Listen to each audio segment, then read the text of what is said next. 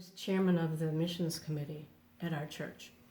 And our church has always been a church that reaches out to the community and tries to meet the needs of the community. And the minister at that time was talking to me about how his father, who was a minister, had started a shelter. And so we kind of looked around what was in the area and what was the need. And what we found out is there was no place where families could go.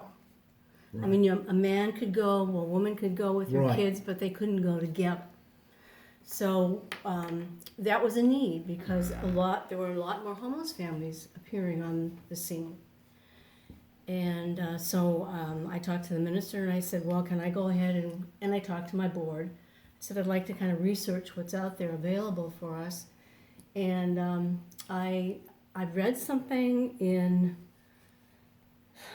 one of those free newspapers that comes out, and it was talking about the Worcester Interfaith Hospitality Network.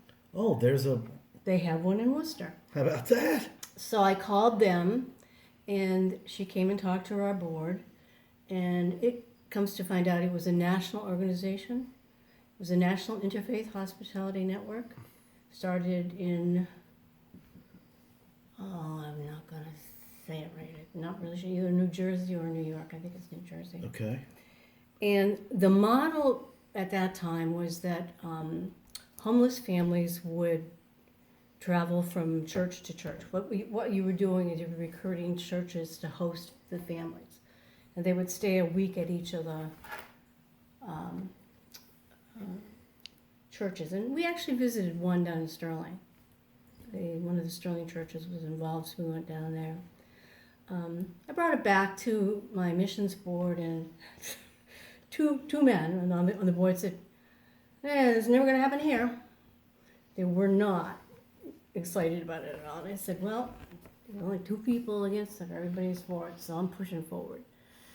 And I would say probably somewhere around 2000, with help from the national organization, they came in and did a needs assessment. And they confirmed, yes, we do have a problem here. And they interviewed several different ministers from different churches.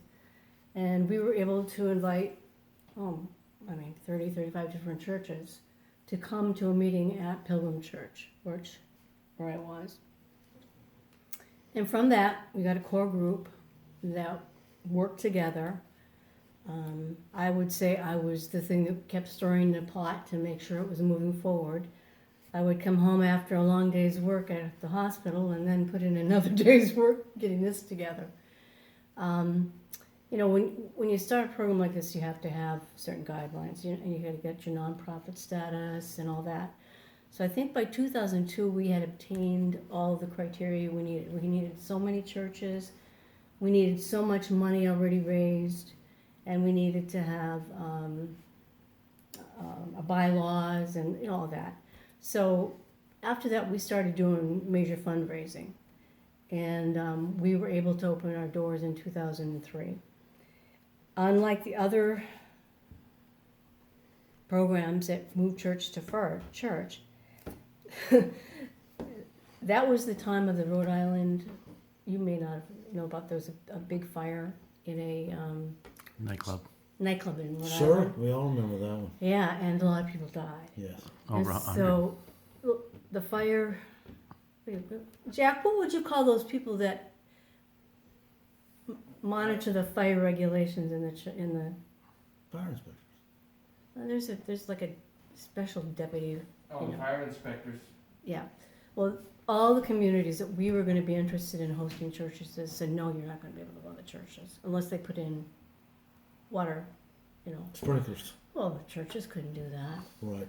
So we were able to find what we call a static place over at what used to be an old convent right in front of St. Bernard's Church. It's been taken down now.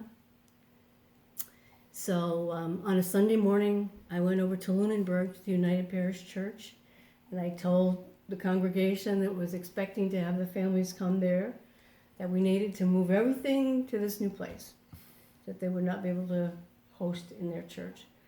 They packed everything up, cots, blankets, everything, brought over to this static place. Over the years, MIHN has been in many different places.